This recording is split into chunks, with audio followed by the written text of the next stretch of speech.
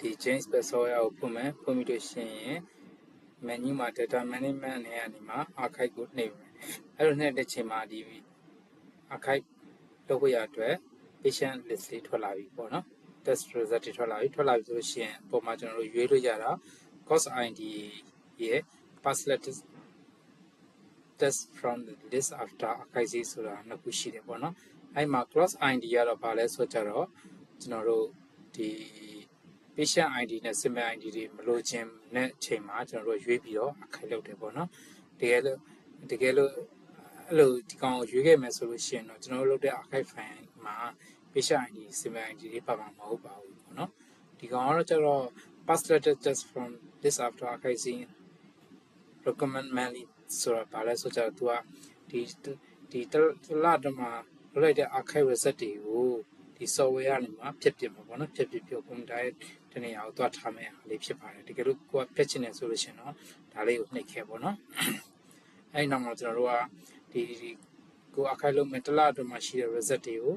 ရွေးပေးရတယ်ပေါ့နော်ရွေးပေးရမှာခုခါဆိုကျွန်တော်ကဘာလို့လဲဆိုတော့ highlight လုပ်လိုက်ပြီး highlight လုပ်တာကိုကျွန်တော်ရွေးမယ်ဆိုလို့ရှိရင်ဒီအောက်ကအလဲက select highlight ဆိုတာလေးကိုရွေးပေးရမှာပေါ့နော်အဲဆိုရင်ကျွန်တော်ရွေးပြီးသွားပြီဆိုလို့ရှိရင်ဒီ okay ကိုကျွန်တော်နှိပ်ပေးပေါ့နှိပ်လိုက်တဲ့ချိန်မှာကျွန်တော်တို့ test တွေပေါ်လာတယ်ပေါ့နော် test ရေတွက်တွေပေါ်လာမယ်အဲ့ဒါတော့ကျွန်တော်တို့ဒီ number လေးကရေတွက်လေးရဆိုလို့ရှိရင်ကျွန်တော်တစ်လအတွင်းမှာဒီ run ထားတဲ့ test ရေတွက်နဲ့ကျွန်တော်တို့ archive လုပ်မဲ့ရေတွက်နဲ့တူရမယ်ပေါ့နော်တကယ်လို့မတူဘူးလိုရပါရှိရင်ပြန်ပြီး select ရွေးပေးမယ်တကယ်လို့ပိုးတော့လာရှိရင်လည်းပြန်ပြီးတော့ထည့်ပေးရမှာပေါ့နော်တကယ်လို့တူညီရဆိုလို့ရှိရင်တော့ proceed ကိုထပ်နိုင်မယ်ထပ်နိုင်ပြီးလို့ရှိရင်ကျွန်တော်တို့ဒီမှာဘာလုပ်ပေးရမလဲဆိုကြတော့ဒီ file လေးကိုကျွန်တော်ရွေးပြရမှာပေါ့နော်သူ့ file ကိုထားမဲ့နေရာလေးကတော့ကျွန်တော်ဘယ်မှာရှိရဲဆိုကြတော့desktop ပေါ်မှာရှိမယ် desktop ပေါ်က JSPEC folder တဲ့က JSPEC folder တဲ့က JSPEC folder တဲ့ကexport file နဲ့မှာကျွန်တော် save မယ်ပေါ့နော်အဲ့မှာ save တဲ့ချိန်မှာအောက်မှာကျွန်တော်တို့ file name မှာ file name ရွေးပြရမှာပေါ့နော် file name ရွေးပြရမှာဆိုကျွန်တော်ထားပါတော့ဒီကောင်လေးက January ဆိုလို့ရှိရင်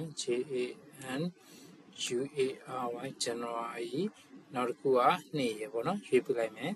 2026ပေါ့နော်ရွေးပြလိုက်ဆိုရင်ပြီးရင် save လုပ်လိုက်ပေါ့ဆိုလို့ရှိရင် archive file လေးကပြီးတော့ပါပြီပေါ့နော်အဲဆိုရင်အဲ့ file လေးကိုကျွန်တော်ပြန်ကြည့်ချင်တယ်ဆိုတော့ data management နဲ့ကနေမှာ retrieve ကိုနှိပ်မယ်ဒီနေ့ပြီးတော့ကျွန်တော်တို့ January လကိုကျွန်တော်တို့ကပြန်ပြီးရောရွေးပြီး open လုပ်လို့ရပါတယ်အဲ့မှာအကုန်လုံးကိုကျွန်တော်တို့ပြန်ပြီးတော့ရွေးကြမလို့ပါဘူးကိုကြည့်ချင်တဲ့ result တယောက်ဆိုတယောက်တည်းကပြန်ပြီးတော့ရွေးပြလိုက်လို့ရှိရင် result ကိုကြည့်လို့ရပါတယ်ပေါ့နော်